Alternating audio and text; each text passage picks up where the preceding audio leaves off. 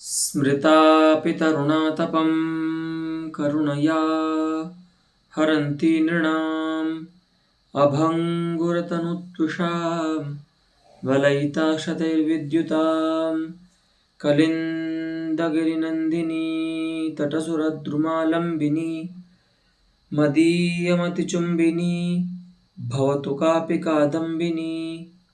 तत्र रसगंगाधरस्य पाठक्रमे द्वितीयाने पाठः प्रवर्तते यत्र अर्थालङ्काराणां निरूपणक्रमः अस्ति अस्माकं पाठविषयः। तत्रापि उपमेयोपमायाः लक्षणं प्रस्तूयमानमस्ति।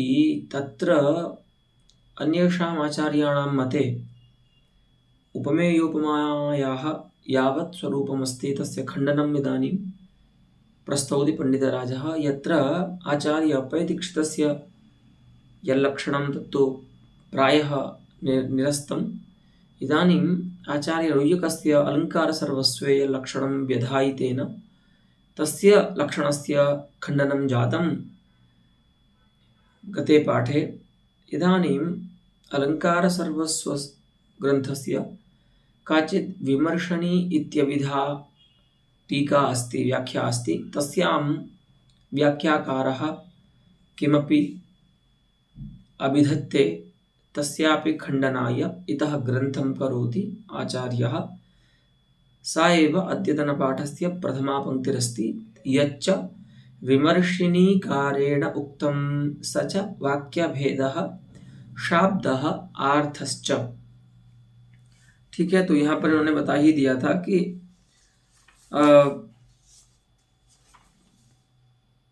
वाक्य भेद यहाँ पर नहीं होने के कारण शाब्द वाक्य भेद नहीं है रघुवंश महाकाव्य के इस पद्य में। तद्वल गुना युगपद उन्मिषितेन तावत, इसीलिए आपने जो पर्याय पद का प्रयोग किया है लक्षण में उसके कारण यहाँ पर इस पद्य में उपमेय उपमा के स्थल में अव्याप्ति हो जाएगी। तो उसका समाधान वहाँ पर विमर्शनी व्याख्याकार ने किया है कि सच वाक्य भेदः शाब्दः आर्थश्च। वह जो पर्याय शब्द से वाक्य भेद बताया गया है मूल में, उसको आप दो प्रकार से जाने। एक तो शाब्द वाक्य भेद होता है जहाँ पर दोनों सादृश्य के वचन अलग अलग आपको सुनाई देते हैं, और एक वाक्य भेद आर्थ होता है। तो बताएंगे कहाँ पर शाब्द है कहाँ पर अर्थ है। तो शाब्द वाक्य भेद का उदाहरण देते हैं। रजोभिस्सिन्दनोद्धूतैः इत्यादि पद्य में अस्याश्च उपमानांतर तिरस्कार एव फलम। और देखो यहाँ पर क्या है, एक तो इस श्लोक में शाब्द वाक्य भेद है और दूसरा इन दोनों से अतिरिक्त जो उपमान है उस उपमान का तिरस्कार है, अर्थात उस उपमान का व्यवच्छेद कराया जा रहा है। ठीक है, तो वही इस सादृश्य का फल है। अतएव उपमेयेन उपमा इत्यन्वर्थाभिधत्वम्, इसीलिए उपमेय उपमा जो नाम है वह अन्वर्थाविधायी नाम है ना, माने अपने अर्थ को कहने वाला नाम है। कैसे कि जहाँ पर उपमेय से उपमा कही जाए, अर्थात जो पूर्व वाक्य में उपमेय है उससे जहाँ पर उपमा कही जाए उत्तर वाक्य में, ऐसी उपमा को उपमेय उपमा कहते हैं। तो वही कहते हैं कि इसीलिए यहाँ पर उपमेयेन उपमा इत्यन्वर्थाभिधत्वम् अस्याः, उपमेय से उत्तर वाक्य में उपमा होने के कारण अन्वर्थाविधायिनी संज्ञा है ये। तो कहते हैं तत्तुच्छम, अर्थात विमर्शिनी कार्यणापि यदुक्तम तदपि तुच्छम, ऐसा अन्वय करना है यहाँ पर। ठीक है, तो अब बताते हैं। नहीं रजोभिः स्यन्दनोद्धूतैः इत्यत्र उपमानांतर तिरस्कारः प्रतीयते। यह हम आपको पहले भी बता चुके हैं कि रजोभिः स्यन्दनोद्धूतैः इत्यादि स्थल में तृतीय सदृशार्थ का व्यवच्छेद होता ही नहीं है, प्रतीत ही नहीं होता है। क्यों? वो वहां प्रतीत होता है जहां पर दोनों उपमाएं, दोनों सादृश्य एक धर्म प्रयोज्य होते हैं। तब वहां पर जो द्वितीय सादृश्य होता है वह अपने नैरर्थ्य के परिहार के लिए क्या करता है, तृतीय सदृश के व्यवच्छेद का आक्षेप कराता है। लेकिन इस पद्य में तो उपमा के प्रयोजक जो साधारण धर्म है वे दोनों ही भिन्न भिन्न हैं। पूर्वार्ध में जो उपमा है माने प्रथम जो सादृश्य है उसमें साधारण धर्म है रज, और उत्तरार्ध में जो द्वितीय उपमा है उसका साधारण धर्म है बिंब प्रतिबिंब भावापन्न जो गज है, ठीक है, वे हैं। तो इस प्रकार से भिन्न साधारण धर्मों से परस्पर उपमा होने पर भी उपमेय की उपमा होने पर भी उपमेय उपमा नहीं होती, ठीक है। वही कहते हैं कि नहीं रजो विस्यन्दनोद्धूतैः इत्यत्र उपमानांतर तिरस्कारः प्रतीयते। किमर्थम द्वयोः उपमयोः एकधर्मकत्वाभावात्। दोनों उपमाएं जो हैं वह एक धर्मिका नहीं है। जहां दोनों उपमाएं एक धर्मिका होती हैं वहीं पर उपमेय उपमा का अथवा तृतीय सदृश के व्यवच्छेद का बोध हो सकता है, ज्ञान हो सकता है। अगर आप दोनों, या पंडित राज ने अपने जब उपमेय उपमा का व्याख्या कर रहे थे तब भी बताया था कि अगर आप दोनों उपमाओं में प्रयोजक जो धर्म है वो भिन्न भिन्न रख देते हैं तो वहां पर फिर तृतीय सदृश का व्यवच्छेद नहीं कराते हैं, नहीं कराता जो सादृश्य है, ठीक है। तो एक धर्मकत्वाभावात्, तो बोले धर्म का अभाव, एक धर्मकत्वाभाव कैसे है, यानी कि दोनों उपमाओं के जो धर्म है वे भिन्न हैं। तो बताएंगे, देखिए, आद्यायाः उपमायाः अनुगामी धर्म प्रयोज्यत्वात्। देखो पहली जो उपमा है वहां पर अनुगामी धर्म है रज रूप, ठीक है, और द्वितीय जो उपमा है वहां पर बिंब प्रतिबिंब भावापन्न धर्म है, जो आपको बताया था कि अब द्युलोक में या आकाश में रहता है जो घन है, पृथ्वी पर रहते हैं जो गज हैं, तो दोनों ही जिनका आप उपमान उपमेय भाव करना चाह रहे हैं दोनों में भिन्न धर्म है, लेकिन सादृश्य विशेष के कारण, तो कृष्ण वर्ण के कारण उनमें अभिदात व्यवसाय करके उनको एक मान करके उपमा मानते हैं। तो उस उपमा में जो प्रयोजक धर्म है द्वितीय उपमा में वह बिंब प्रतिबिंब भावापन्न धर्म है। प्रथम उपमा में जो प्रयोजक धर्म है साधारण धर्म वह अनुगामी धर्म है। इसीलिए भिन्न धर्मों से जहां पर अन्योन्य प्रतियोगिकत्व विशिष्टा उपमा भी होती है तो भी वह उपमेय उपमा न होकर के परस्पर उपमा कहलाती है, और वहां पर तृतीय सदृश के व्यवच्छेद फल नहीं होता उस सादृश्य वर्णन का। अस्तु, वही कहते हैं कि यहाँ पर आपने इस पद्य में दोनों ही धर्म भिन्न है उपमाओं के जो प्रयोजक हैं, इसीलिए उपमानांतर तिरस्कार यानी तृतीय सदृश का व्यवच्छेद जो है वो प्रतीत नहीं होता। अस्तु, यद्यपि परस्परम उपमानोपमेयत्वम उपमा इति यल्लक्षणं विधाय सविता विधवति इत्यादि प्रागुक्त पद्यं रत्नाकरेण उदाहारी। अलंकार रत्नाकराख्यः कश्चित् ग्रन्थः अस्ति, तेन ग्रंथकारेण नाम तस्य ग्रंथकारस्य ग्रंथनाम्ना एव व्यपदेशः अत्र पंडितराजेन विधीयते लक्षणया। अस्तु, तो रत्नाकरेण अर्थात रत्नाकर ग्रंथ में, रत्नाकर ग्रंथ के द्वारा, रत्नाकर ग्रंथकर्ता के द्वारा ये लक्षण क्या बनाया गया उपमेय उपमा का, तो यानी कि अब यहाँ पर ये आचार्य रुय्यक का जो है उसका खंडन समाप्त करते हैं उपमेय उपमा के लक्षण का, और अब अलंकार रत्नाकर का जो लक्षण है उसका खंडन प्रारंभ करते हैं। तो उनका लक्षण देखिए क्या है। परस्परम उपमानोपमेयत्वम उपमेयोपमा, दो पदार्थों में परस्पर जो उपमेयता और उपमानता है, माने एक पदार्थ निरूपित उपमेयता द्वितीय पदार्थ में और द्वितीय पदार्थ निरूपित उपमेयता प्रथम पदार्थ में, इस प्रकार से जहां पर परस्पर उपमेयता और उपमानता रहती है वहां पर उपमेय उपमा कहलाती है। सामान्य लोग यही समझते हैं, लक्षण यही है। तो ऐसा लक्षण बना करके उन्होंने क्या उदाहरण दिया है, सविता विधवती, माने जो लुप्तोपमा का उदाहरण देते हैं, वाचक धर्म लुप्ता उपमा का उदाहरण देते हैं आचार्य मम्मट, वही उदाहरण उन्होंने उपमेय उपमा का दिया है। तो इत्यादि प्रागुक्त पद्यम रत्नाकरेण उदाहारी, अस्माभिरपि इदं पद्यम प्राग उदाहारी एव, हाँ, तदेव प्रागुक्तं पद्यम रत्नाकरेण तत्र ग्रंथे उदाहारी। तच्च तदीयेनैव स च उपमानांतर निषेधार्थः इति ग्रंथेन विरुद्धम। यह जो लक्षण है और यह जो पद्य का उदाहरण उन्होंने दिया है वह उनके ग्रंथ से ही विरुद्ध प्रतीत होता है। क्यों? क्योंकि उन्होंने ऐसा ग्रंथ किया है, हमने ऐसा लिखा है, सच उपमानांतर निषेधार्थः, अर्थात उनको भी उपमेय उपमा के स्थल में तृतीय सदृश का व्यवच्छेद इष्ट है। तो ऐसा वो लिखते हैं कि इस प्रकार का जो प्रयोग है वो उपमानांतर निषेध के लिए किया गया है, मैंने इन दोनों से अतिरिक्त कोई इनका उपमान नहीं बन सकता। तो अगर आप ऐसा ग्रंथ बना रहे हैं और उदाहरण दे रहे हैं सविता विधवती इत्यादि, तो ये बातें विरुद्ध हो जाती हैं, क्योंकि सविता विधवती इत्यादि पद्य में प्रयोजन उपमानांतर निषेध नहीं है।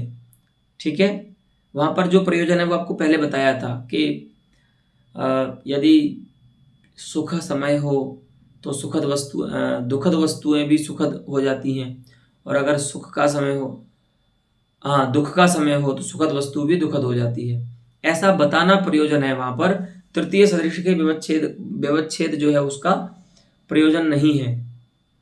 तो इसीलिए कहते हैं कि आप कह रहे हैं कि उपमानांतर निषेध के लिए आपने ये प्रयोग किया है, ग्रंथ में कोई प्रयोग किया होगा उन्होंने, कोई पदकृत्य बता रहे होंगे लक्षण का, और फिर आप उदाहरण दे रहे हैं सविता विधवती।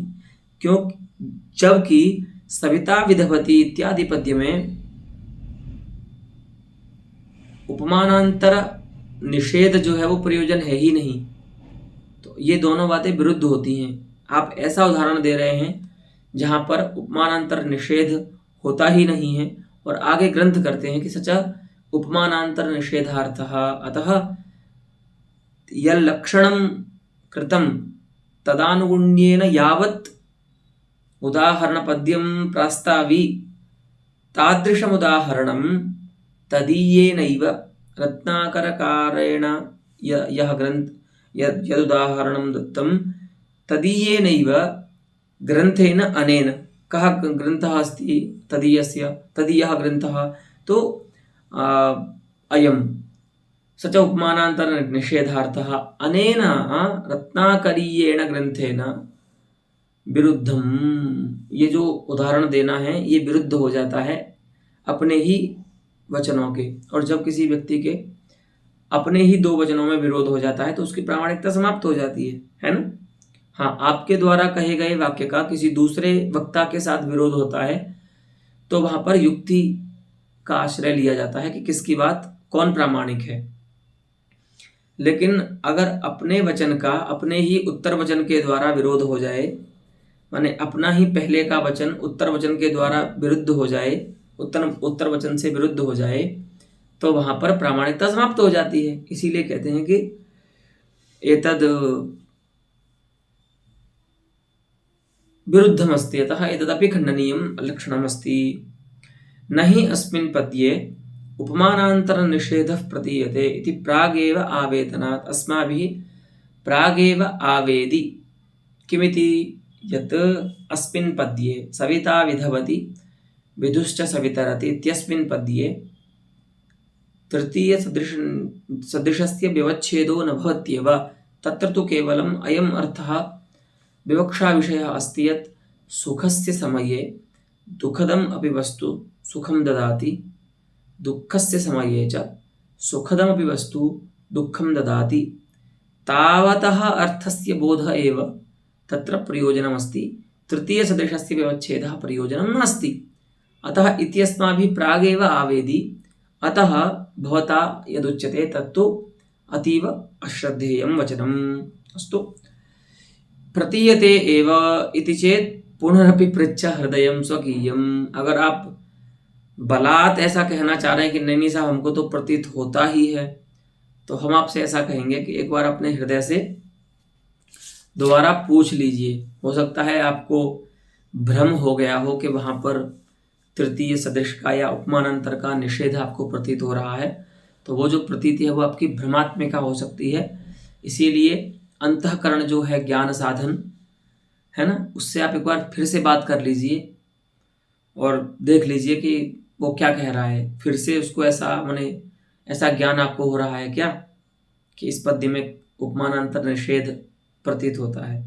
अर्थात तत्रैव तात्पर्यमस्ति नहीं अत्र अत्र कथमपि तृतीय सदृशस्य व्यवच्छेदः ज्ञातुं शक्यते। अस्तु, न प्रतीयते एव।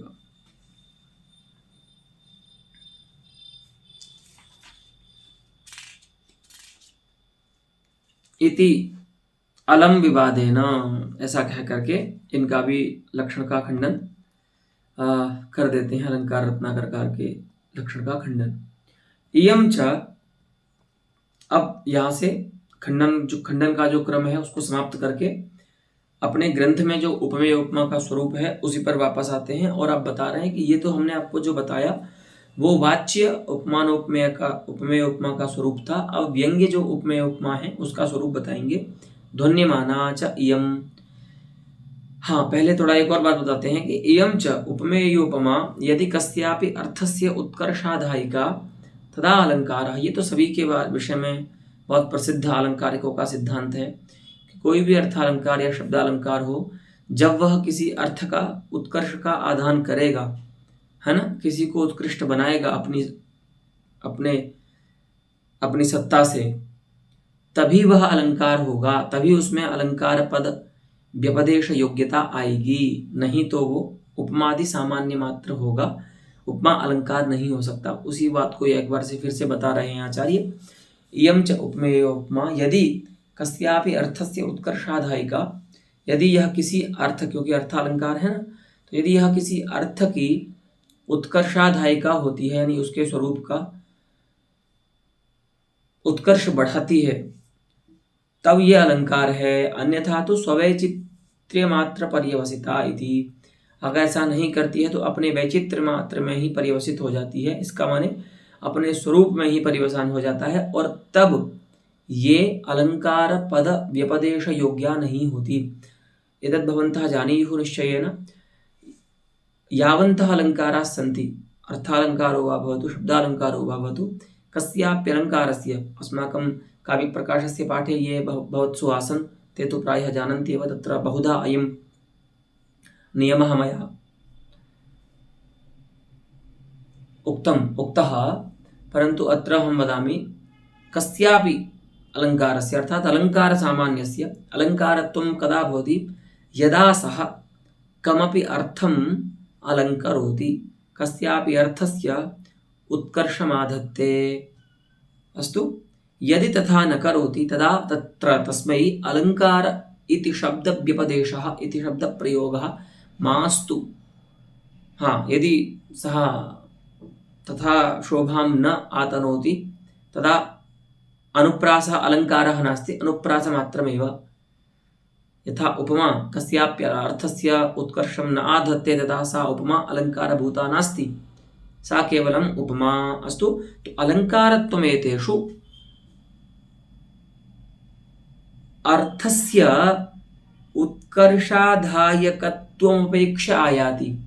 जब ये किसी अर्थ के उत्कर्ष का आधान करते हैं तभी इनमें अलंकारत्व आता है, अन्यथा ये अलंकार पद विपदेश योग्य नहीं होते। अस्तु, एतदवश्यं निश्चेतव्यम्। एवं अलंकारान्तरेऽपि ज्ञेयम्, अर्थात् अलंकार सामान्ये अयं नियमः अनुसर्तव्यः यत् अर्थस्य उत्कर्षाधायकत्वेनैव एतेषाम् अलंकारत्वं भवति। अस्तु, अथ ध्वन्यमाना इयम् उदाह्रियते। अब हम आपको व्यंग्यभूता जो उपमेय उपमा है उसका उदाहरण देते हैं। देखिए, गांभीर्येणातिमात्रेण महिम्ना परमेण च राघवस्य द्वितीयोऽब्धि अम्बुधेश्चापि राघवः। भगवान राम जी का द्वितीय है अब्धि, यह समुद्र, और इस समुद्र के द्वितीय हैं भगवान श्री रामचंद्र। कैसे हैं तो पहले पूर्वार्ध में बता रहे हैं। गांभीर्येणातिमात्रेण महिम्ना परमेण च। अतिमात्रेण गांभीर्येण, अतिमात्रं गांभीर्यं यथा अब्धेः साधारणधर्मः अस्ति, तथैव रामस्य राघवस्यापि अयं धर्मः अस्ति। और परमः महिमा अस्ति, तेन परमेण महिम्ना अपि एवम् अस्ति। तो अतिमात्रेण गाम्भीर्येण राघवस्य द्वितीयः अब्धिः अस्ति, परमेण च महिम्ना अम्बुधेः द्वितीयः राघवः अस्ति। इस प्रकार से यहाँ पर भगवान रामचंद्र और जो समुद्र है उन दोनों में परस्पर उपमानोपमेय भाव बताया जा रहा है। मैंने दोनों का एक दूसरे के प्रति उपमेयता और उपमानता बताई जा रही है। लेकिन द्वितीय शब्द जो है वह यहाँ पर उसकी शक्ति नहीं है सादृश्य में, इसीलिए यहाँ पर व्यंग्य उपमेय उपमा हो जाएगी, ऐसा ये मानते हैं। अस्तु अत्र द्वितीय शब्दस्य सादृश्य विशिष्टे शक्त्यभावात्, यदि अत्र द्वितीय शब्दस्य स्थाने इवादि शब्दः अभविष्यत् तदा इयम् उपमेयोपमा व्यंग्या न भविष्यत्। अस्तु यतो हि द्वितीय शब्दस्य शक्तिः न सादृश्ये अस्ति न च सदृशे अस्ति, अतः द्वितीय शब्दस्य प्रयोगेन अत्र शक्त्यभावात् व्यक्तिरेव, सादृश्य विशिष्टे शक्त्यभावात्, न तो सादृश्य में उसकी शक्ति है न सादृश्य विशिष्ट में शक्ति है। तो इसीलिए अभिधा न होने के कारण यहाँ पर व्यंजना ही क्या कराएगी, परस्पर उपमानोपमेयता जो है उनकी उसका बोध कराएगी। इसीलिए यहाँ पर जो उपमेय उपमा है वह व्यंग्य भूता है। अब इसमें थोड़ी समस्या ये आ सकती है कि कोई कहे कि नहीं साहब द्वितीय शब्द का जब प्रयोग होगा तो या तो मुख्यार्थ बाद होगा, और मुख्यार्थ बाद होगा तब तो व्यंजना से पहले लक्षणावृत्ति आएगी। हाँ, लक्षणा के बाद उसके प्रयोजन को कहने के लिए व्यंजनावृत्ति आएगी तो आएगी, है ना। लेकिन पहले मुख्यार्थ बाद होने के बाद पहला हक किसका बनता है, तो लक्षणावृत्ति का बनता है ना। तो वही कहते हैं यदि तु लक्षणा तदा इदम उदाहरणम, अगर आप ऐसा कहें कि यहाँ पर द्वितीय शब्द की लक्षणा है तब हम आपको व्यंग्य भूता उपमेय उपमा का दूसरा उदाहरण देते हैं। यहाँ पर वो लक्ष्य हो जाएगी मान लीजिए, ठीक है। तो आप दूसरा उदाहरण देते हैं, देखिए। सुधा समुद्रम तव रम्यवाणी वाचं क्षमा चंद्र सुधा समुद्रः माधुर्यमध्यापयितुं दधाते खर्वेतरामांतर गर्भमुद्राम। हे क्षमाचंद्र,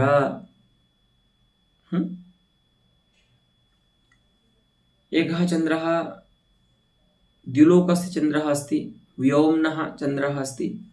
अयं यः इदानीं प्रस्तूयमानः वर्ण्यमानः अस्ति कश्चित् राजा, सः क्षमायाः अर्थात पृथिव्याः चंद्रः अस्ति। तो हे पृथिव्याः चंद्र,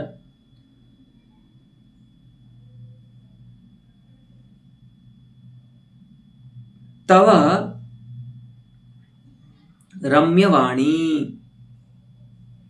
अर्थात तव मधुरा वाक्, तव मनोहरा वाक्, सुधा समुद्रम। अस्तु अत्र पश्यन्तु, एकस्यां क्रियायां कर्मद्वयस्य अन्वयः अस्ति, अतः तथा इदं पद्यं भवद्भिः द्रष्टव्यम्। तो तव रम्यवाणी सुधा समुद्रम, सुधा समुद्रश्च तव वाचम अध्यापयितुम्। अस्तु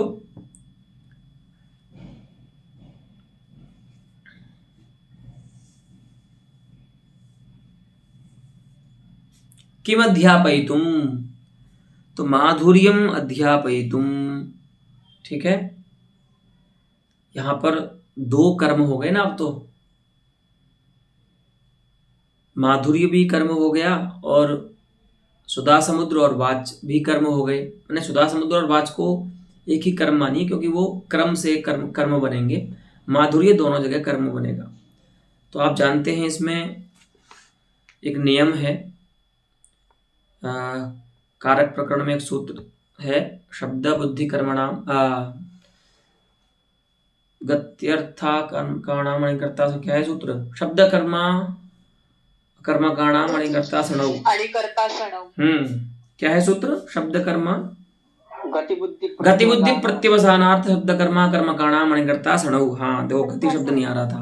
गत्यर्थक, बुद्धिर्थक, प्रत्यवसानार्थ, शब्द कर्मा और अकर्मक जो धातुएं होती हैं उनका नियंतावस्था का जो अन्यंतावस्था का जो करता है वो नियंतावस्था में कर्म हो जाता है, ऐसा उस सूत्र का भाव है सामान्य रूप से।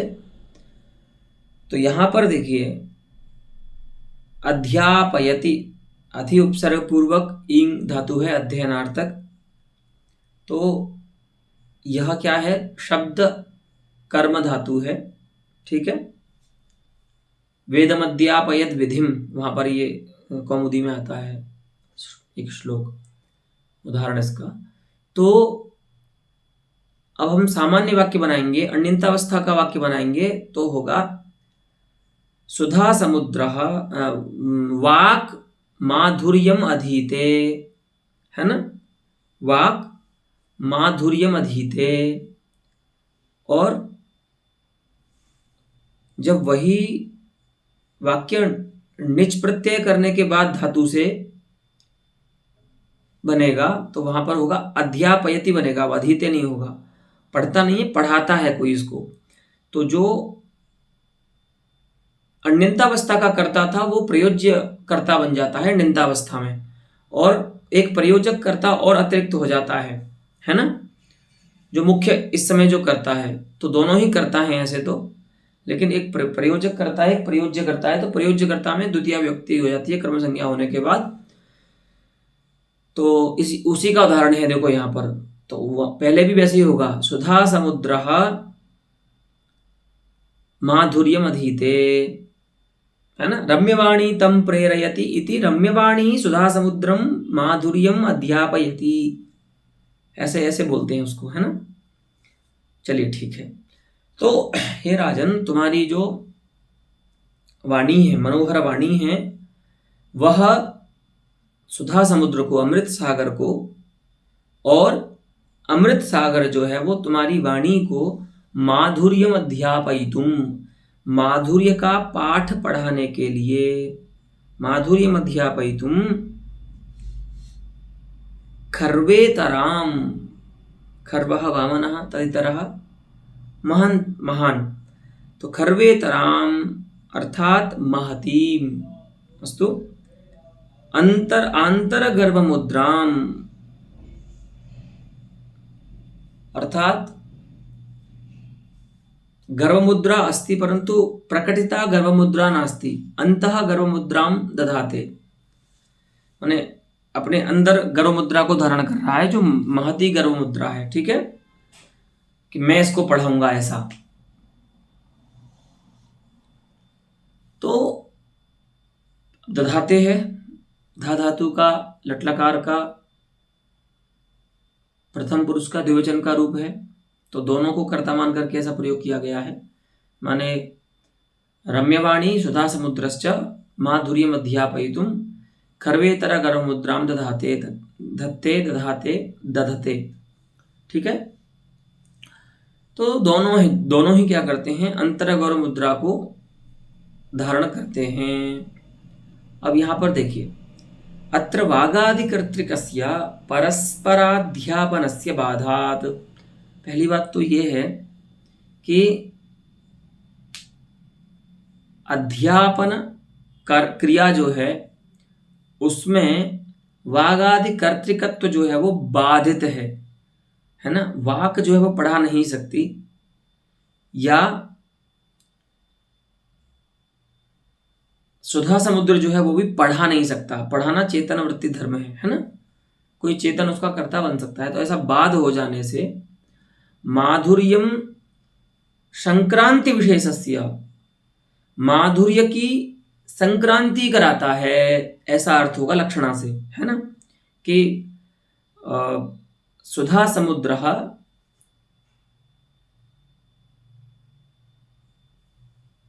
वाचि माधुर्यं संक्रामति, सुधा समुद्रात् वाचि माधुर्यं संक्रामति, वाचः सुधा समुद्रे च माधुर्यं संक्रामति। वाणी से, आपकी वाणी से अमृत सागर में माधुर्य जा रहा है और अमृत सागर से आपकी वाणी में माधुर्य आ रहा है, ऐसा अर्थ लक्षणा से आएगा।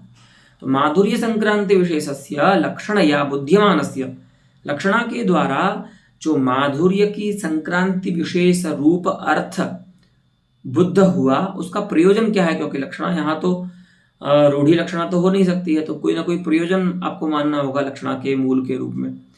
तो कह रहे हैं प्रयोजन यहाँ पर क्या है? स्वप्रयोज्य अन्योन्योपमानोपमेय भाव। हाँ, लक्षणा के द्वारा प्रयोज्य परस्पर जो उपमानोपमेय भाव है वो यहाँ पर प्रयोजन होगा। कि यहाँ पर ऐसी लक्षणा क्यों की गई? क्योंकि यहाँ पर एक दूसरे का माने परस्पर एक दूसरे के प्रति उपमानोपमेय भाव वक्ता को बताना है। तो यहाँ पर जो परस्पर उपमानोपमेय भाव है वो व्यंग्य हो जाएगा, क्योंकि वह लक्षणा का प्रयोजन है। तो इस प्रकार से इस पद्य में उपमेय उपमा जो है वो व्यंग्य हो जाती है। अस्तु, अथ दोषाः। इदानीम् अस्यापि अलङ्कारस्य दोषाः तावत् सामान्येन उच्यन्ते। तत्र तावत् प्रागुक्ताः यावन्तः उपमायाः दोषाः अनुक्ताः विस्तृतिभयात् ते सर्वेपि उपमाक्रान्तत्वात् अस्यामपि बोध्याः। हमने आपको जो पहले दोष बताए और कुछ नहीं भी बता पाए हम उनमें से, तो प्रागुक्ताः यावन्तः उपमा दोषाः अनुक्ताश्च विस्तृतिभयात्, बहुत सारे तो हमने आपको उपमा के दोष बता दिए और ग्रंथ के विस्तार के भय से कि अननेसेसरी ग्रंथ बड़ा ना हो जाए, इस प्रकार के ग्रंथ के विस्तृति के भय से हमने जो नहीं बता पाए वे सभी ते सर्वेपि उपमाक्रांतत्वात् इयम् उपमाक्रांता अस्ति, उपमायाः आक्रांता अस्ति, अर्थात उपमेय उपमायाः गर्भेपि उपमा एव अस्ति। अतः यैः दोषैः उपमा क्षीयते, उपमा नश्यति, तैरेव सामान्यैः दोषैः इयमपि उपमेयोपमा नश्यति। यतोहि उपमेयोपमायाः स्वरूपे एव उपमा निहिता अस्ति। उपमायाः आक्रान्तत्वात् उपमात्वाक्रान्तत्वात् अस्यामपि, हाँ, अथवा उपमेयोपमायामपि उपमात्वम् आक्रान्तमस्ति। अतः ते सर्वेपि दोषाः प्रागुक्ताः अनुक्ताश्च अस्याम् अर्थात उपमेयोपमायां बोध्याः। अयं पुनः अन्योपि दोषः, हाँ, एक ऐसा दोष है जो उपमा से यहाँ पर आपको विशेष रूप से जानना है, वो हम बता रहे हैं, ठीक है। अयं पुनरन्योपि दोषः यत् एकोपमा वैलक्षण्यम् अपरस्याम उपमायाम। हाँ देखिए, उपमा में ऐसा नहीं होता है, लेकिन यहाँ पर तो क्या है, दो उपमाएं होती है ना मूल रूप से, तो दोनों उपमाओं में कोई वैलक्षण्य नहीं होना चाहिए, है ना। अब आप कहेंगे कि वैलक्षण्य क्या हो सकता है दो उपमाओं में, उपमा तो उपमा होगी। तो अभी आप समझेंगे उपमा के जो आपने भेद किए ना, श्रौती, आर्थी, तद्धितगा, समासगा, तो ऐसा नहीं होना चाहिए कि पहली उपमा आपने तद्धितगा कर दी, दूसरी आपने उपमेय उपमा के स्थल में दूसरी उपमा समासगा कर दी। अगर आप ऐसा करेंगे तो उससे सहृदय का जो मन है वो उसमें एकाग्रता उसकी समाप्त हो जाएगी, जो काव्य रस का आस्वादन कर रहा था वो टूट जाएगा उपमा के वैलक्षण्य के कारण, दोनों उपमाओं के वैलक्षण्य के कारण। तो वही आगे कहेंगे कि सहृदयानाम उद्वेजकत्वात् तादृशम उपमागतम वैलक्षण्यम यद् भवति तद्वैलक्षण्यम सहृदयानाम उद्वेजकम भवति, सहृदयानाम हृदयस्य उद्वेजकम भवति। अतः तादृशम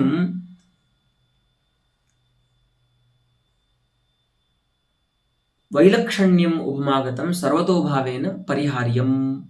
अस्तु, वही कहते हैं। देखिए वैलक्षण्य कैसे हो सकता है बता रहे हैं। देखिए, कमलमिव वदनम अस्याह वदनेन समम तथा कमलम। अब यहाँ पर देखिए कोई दिक्कत नहीं है। तृतीय सदृश का व्यवच्छेद ही फल है।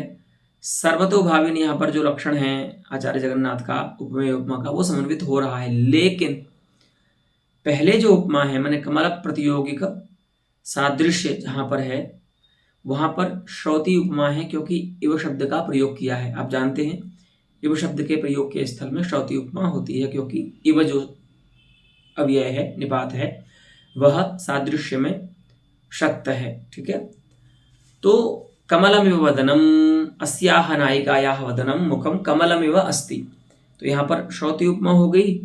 फिर जब वदन प्रतियोगिक सादृश्य आया माने मुख को जब उपमान बनाया तो आपने सम शब्द का प्रयोग कर दिया। आप जानते हैं समतुल्य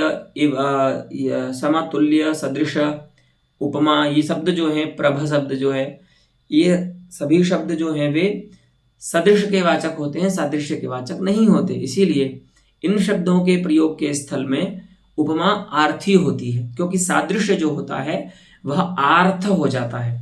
अस्तु, अतः उत्तरार्धे या उपमा अस्ति सा तु आर्थी अस्ति, अतः अत्र श्रौती आर्थी कृतम वैलक्षण्यम आगतम उपमयोः। दोनों उपमाओं में श्रौती और आर्थी कृत वैलक्षण्य आ गया, इसीलिए यहाँ पर यह जो उपमेय उपमा है वह दुष्ट कहलाएगी। अस्तु, और देखिए कमलति वदनम यस्याह कमलम वदनायते जगति, यस्याह नायिकायाः स्त्रियः कमल वदनम कमलति, वदन जो है वो कमल के समान आचरण करता है, अर्थात उस प्रकार की स्त्री का विस्तार करता है, और जगति कमलम वदनायते, और इस संसार में जो कमल है वो नायिका के मुख के समान आचरण करता है।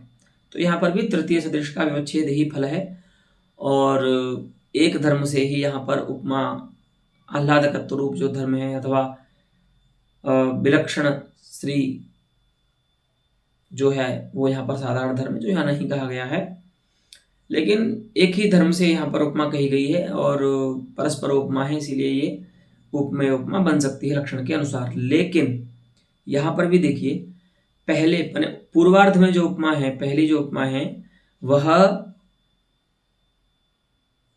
क्विपगता उपमा है, क्योंकि कमल इस शब्द से क्विप प्रत्यय हुआ है आचारार्थ में, तो कमलती बना है ना। चलिए, तो आपको उत्तर उपमा भी ऐसी करनी चाहिए थी, लेकिन ऐसा नहीं किया इन्होंने।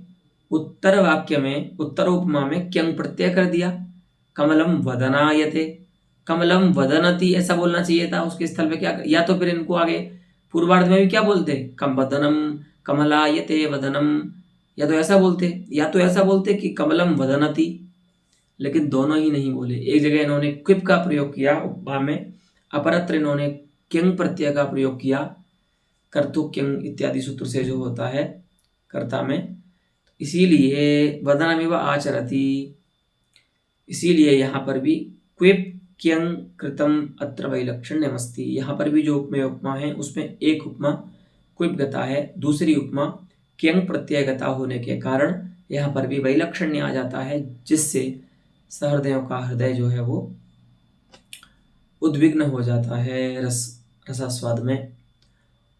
एवं अत्रैव पद्मं वदनायते इति निर्माणे वक्त्रायते इति वा उपमानोपमेय वाचक वैलक्षण्यम। हाँ, अभी आप यहाँ पर एक जगह पद्मम वदनायते प्रयोग कर रहे हैं और दूसरी जगह आपने वक्त्रायते प्रयोग कर दिया, माने उसके पहले आपने जो शब्द का प्रयोग किया है उसके वाचक कोई दूसरे शब्द का प्रयोग कर दिया उत्तरोपमा में, तो भी समस्या है। ठीक है, वही कहते हैं वा उपमान उपमेय वाचक वैलक्षण्यम। उपमान और उपमेय वाचक के पद का भी वैलक्षण्य नहीं कर सकते। जैसे आपने बोला मुखमिव चंद्रः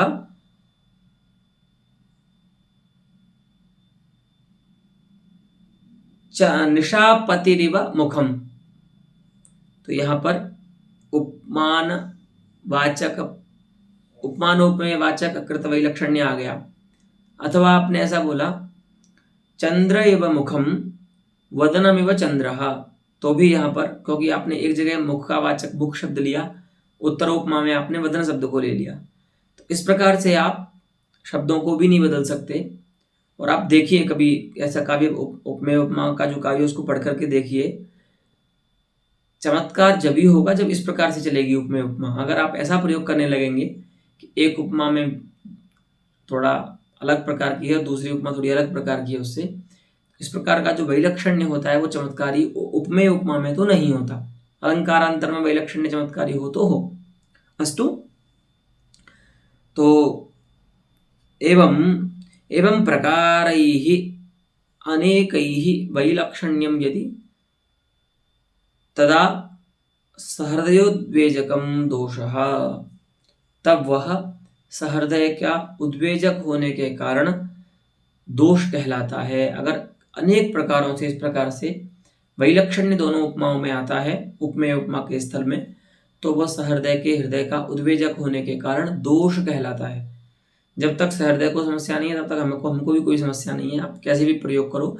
लेकिन ऐसा प्रयोग करने पर यह देखा गया है कि सहृदयानां हृदयेषु उद्वेगः कश्चित् पदं करोति। अस्तु, अतः एतादृशं वैलक्षण्यम् उपमेयोपमायां सावधानं परिहेयम्। अस्तु इति रसगंगाधरे उपमेयोपमा प्रकरणम्। अस्तु, तदनन्तरम् अत्र एतावता पाठेन अग्रे अलङ्कारान्तरस्य अनन्वयालङ्कारस्य वयं स्वरूपं ज्ञास्यामः। धन्यवादः।